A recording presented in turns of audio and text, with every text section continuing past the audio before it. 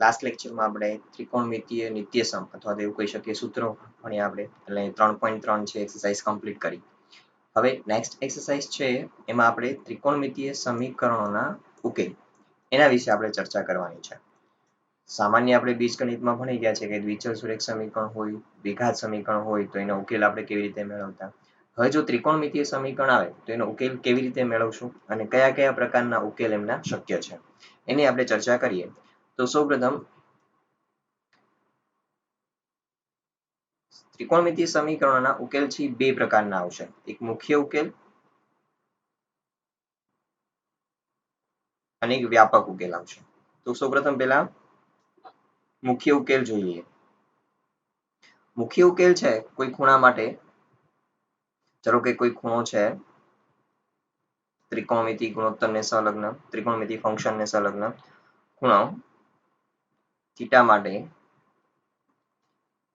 થીટાનું મૂલ્ય છે 0 less than or equal to theta less than or equal to 2π હોય. Okay, તો જે થીટાનું મૂલ્ય છે એ મુખ્ય ઉકેલ દર્શાવે છે એવું કહેવાશે. જેમ કે ઉદાહરણ તરીકે sin થીટા બરાબર 1/2 છે. તો આ સમીકરણનો મુખ્ય ઉકેલ શું થાય? તો તેની માટે આપણે sin થીટા ઇક્વલ્સ ટુ 1/2 છે. તો sin ફંક્શન 1/2 ક્યારે બને છે? 30 ડિગ્રી એટલે કે π/6 પાસે બને છે. અથવા હવે પ્લસ 1/2 છે તો 0 થી 2π, 0 થી 2π નો મતલબ કે અહીંથી સ્ટાર્ટ કરીએ 0 અને એક ચક્કર કમ્પ્લીટ કરી દઈએ એટલે 2π એટલે આખું એકમ વર્તુળ આવી ગયું.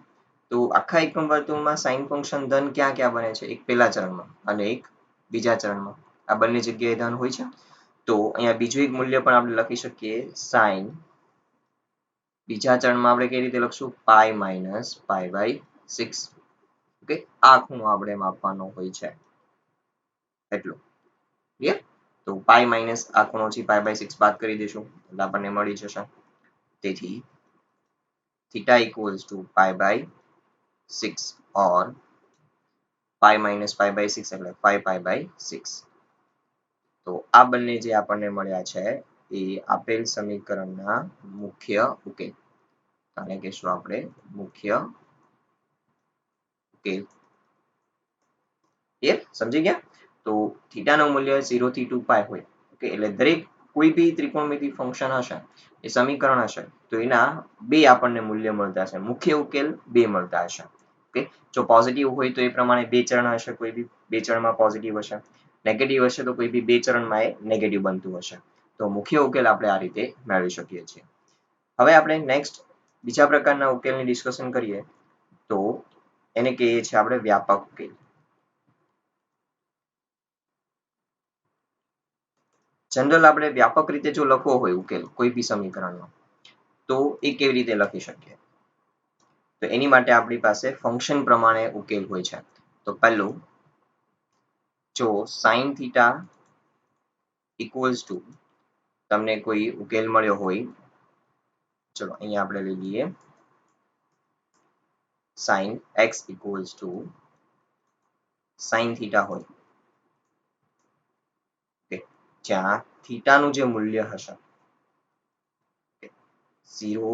Less than theta less than 2π હોવું જોઈએ. તો sin નો વ્યાપક ઉકેલ x ઇક્વલ્સ ટુ થશે n pi plus -1/n into theta. Theta જે અહીંયા હોય તે, જ્યાં n belongs to z, કોઈ બી પૂર્ણાંક સંખ્યા હશે. તો આ છે sin નો વ્યાપક ઉકેલ. ચલો આ બધા ઉકેલને આપણે સાબિત પણ કરી શકીએ પરંતુ સાબિતીમાં ટાઈમ બગાડવાની જરૂર કોઈ છે નહીં. ઓકે, તમારે સીધું જ યાદ રાખવાનું છે. હવે જો cos x હોય તો cos x equals to cos theta. થીટાનું મૂલ્ય પણ 0 less than theta less than 2π હોવું જોઈએ. તો x equals to અહીંયા થશે 2n pi plus or minus theta,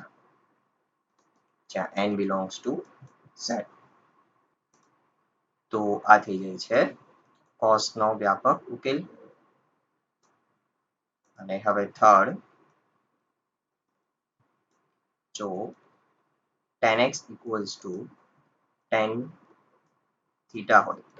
અહીંયા બી શરત એ જ 0 less than or equal to theta less than 2 pi હોય તેથી x equals to ચલો n pi plus theta okay જ્યાં n belongs to z તો સિમ્પલ આ રીતના ત્રણ ફંક્શનના વ્યાપક ઉકેલ આપણે યાદ રાખવાના છે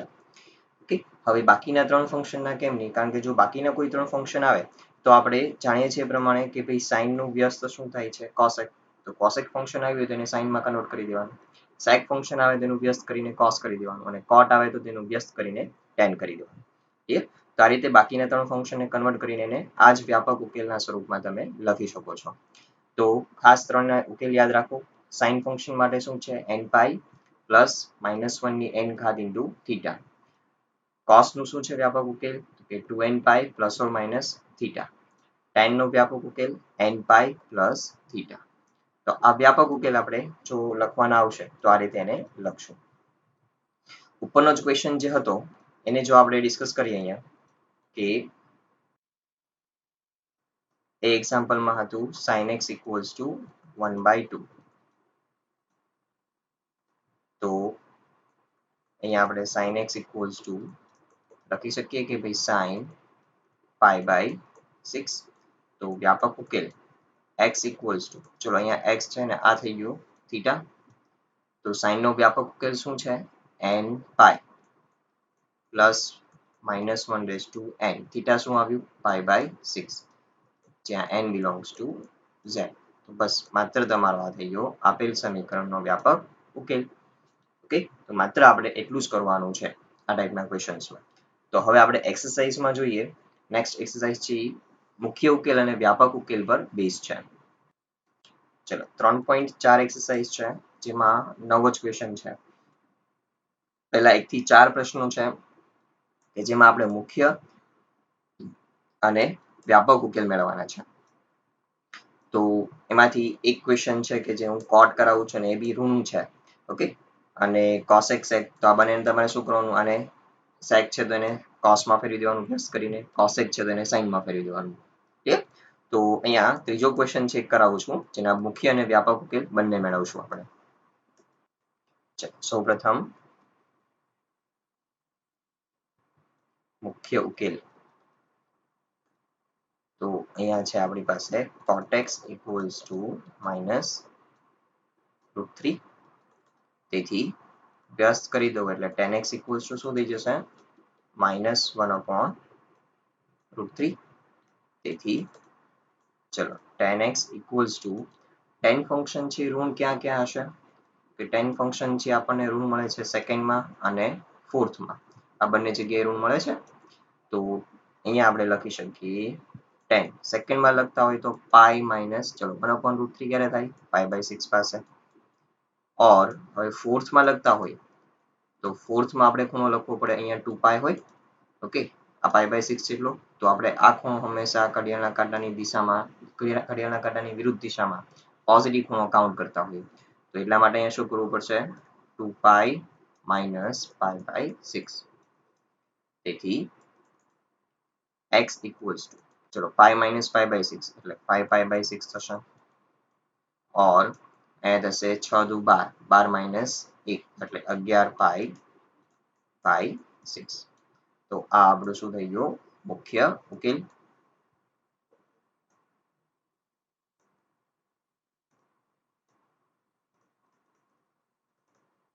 હવે આપણે વ્યાપક ઉકેલ મેળવીએ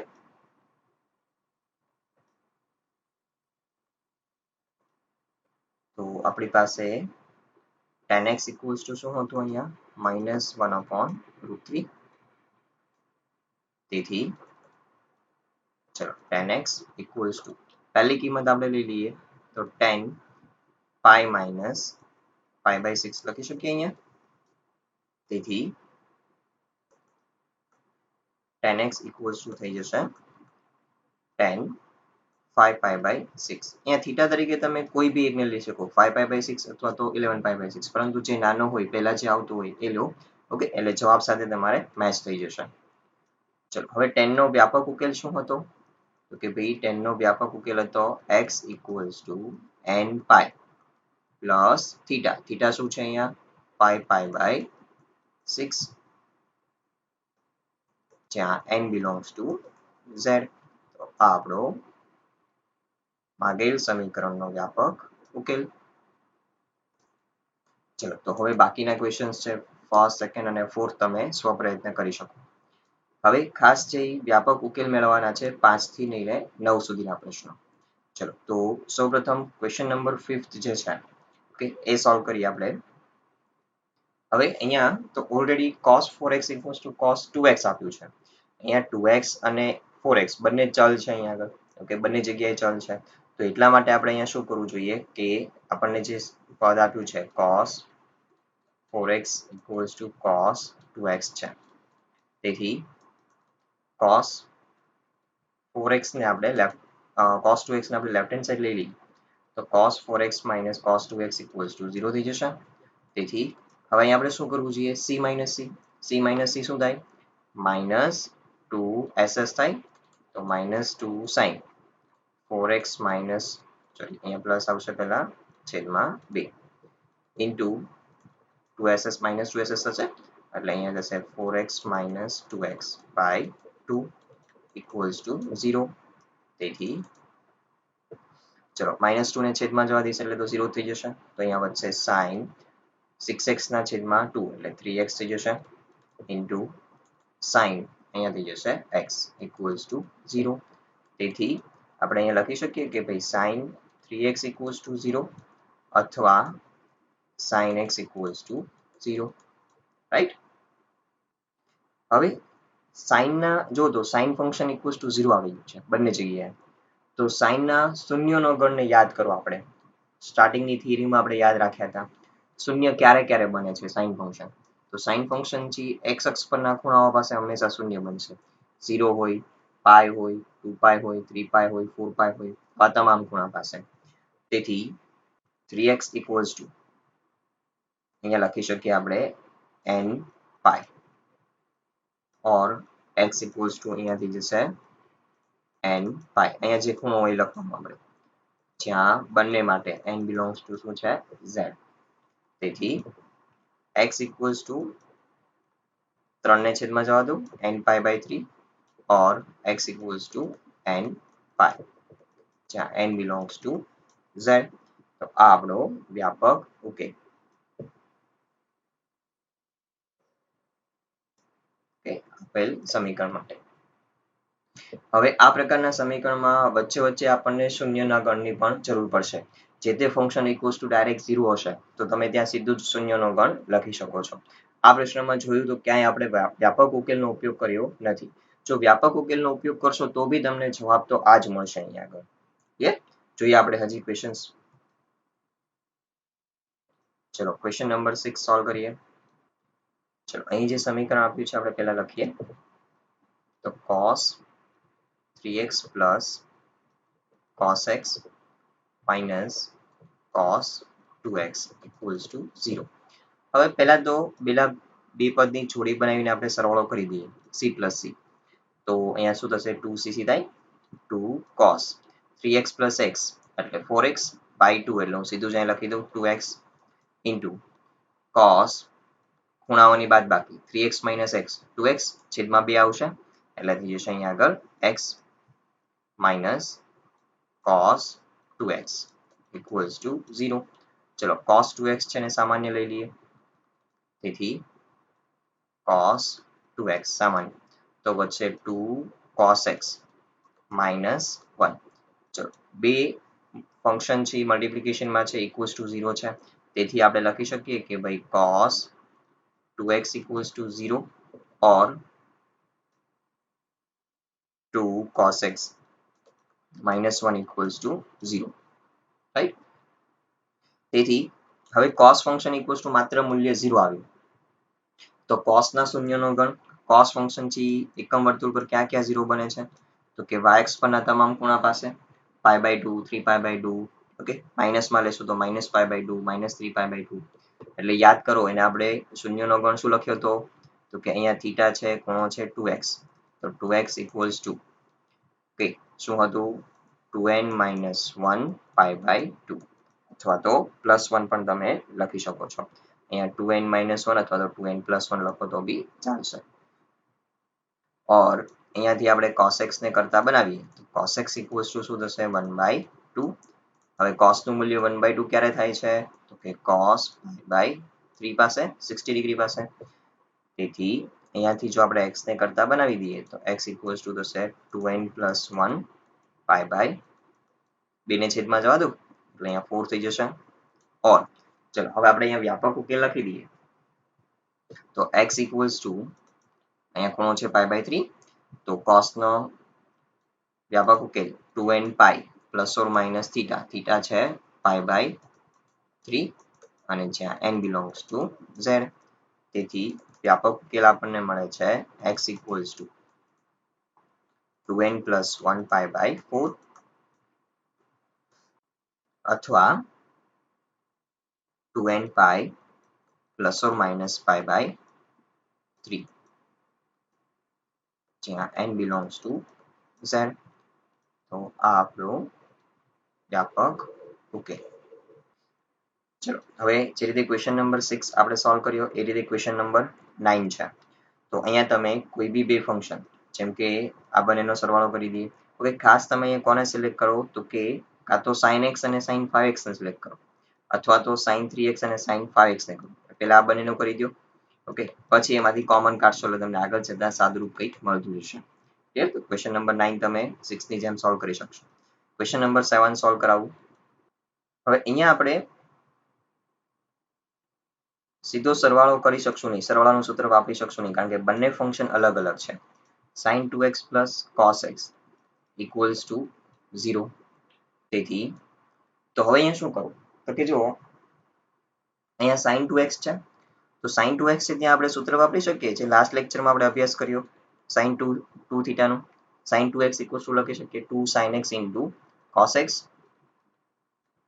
જેથી cos x છે જુઓ તો કોમન નીકળી જશે તો બંનેમાંથી આપણે cos x ને કોમન લઈ લઈએ તો વધે છે અહીંયા 2 sin x + 1 ઇક્વલ્સ ટુ 0 તેથી અહીંયા આપણે લખી શકીએ cos x ઇક્વલ્સ ટુ 0 और અહીંથી હું સીધું જ મૂકી દઉં sin x બરાબર તો sin x બરાબર થઈ જશે -1/2 હવે sin ફંક્શન 1/2 ક્યારે થાય -1/2 ક્યારે થશે તો કે ત્રીજા ચરણમાં થશે અથવા ચોથા ચરણમાં થશે પરંતુ આપણે ત્રીજા ચરણનો ખૂણો લખીએ તો અહીંયા થશે sin π પ્લસ લખવું પડશે આ પાઈ હોય અહીંયા પ્લસ કરશો ત્યારે પહોંચશો તમે અહીંયા તો પાઈ પ્લસ હવે 1/2 ક્યારે થાય છે તો કે π/6 30 ડિગ્રી પાસે તેથી cos x બરાબર 0 તો શૂન્યનો ગણ લખવાનો આપણે અહીંયા તો x બરાબર ખૂણો થશે શૂન્યનો ગણ શું છે તો કે ભાઈ 2n + 1 * π/2 और ચલો અહીંયા x બરાબર વ્યાપક ઉકેલ શું થાય છે તો કે ભાઈ n π sin ફંક્શનનો વ્યાપક ઉકેલ plus -1/n into theta pi plus π/6 એટલે કેટલા થઈ જશે અહીંયા 7 π/6 જ્યાં n belongs to z તેથી x બરાબર વ્યાપક ઉકેલ થઈ જાય છે 2n + 1 π/2 और n π plus -1/n 7 π/6 જ્યાં n belongs to z તો આ આપણો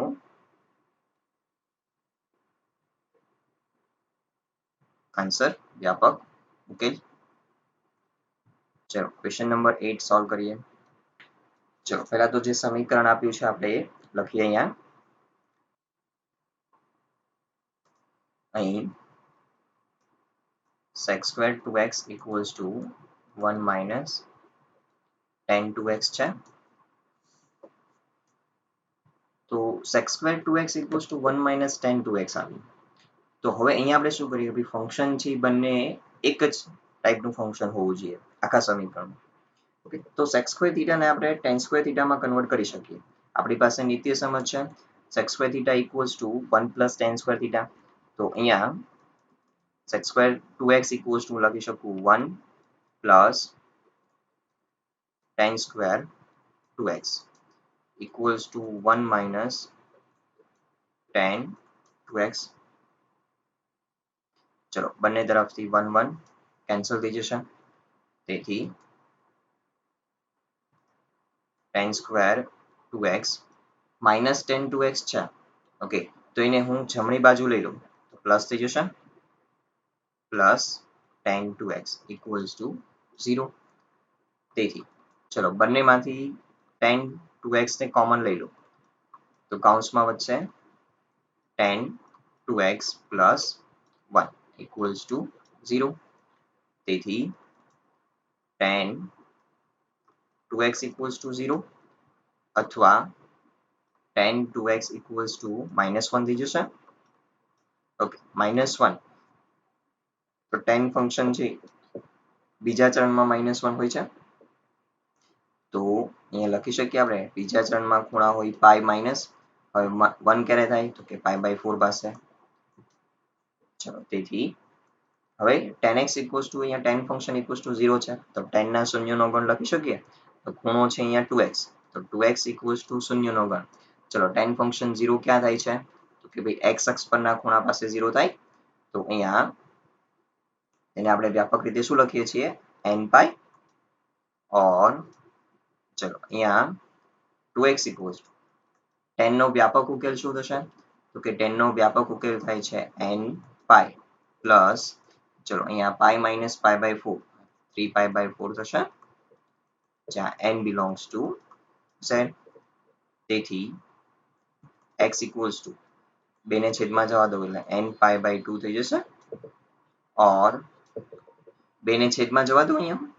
તો 2 ને આપણે છેદમાં જવા દઈએ તો થઈ જશે x equals to n π/2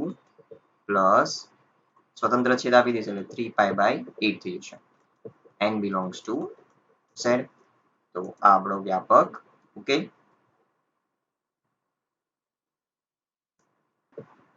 તો હોમવર્ક તમારે રહેશે ઉદાહરણ 20 થી 24 અને 3.4 whole exercise. Okay, next time આપણે નવી થિયરી સાથે પાછા આપણે આગળ વધશું.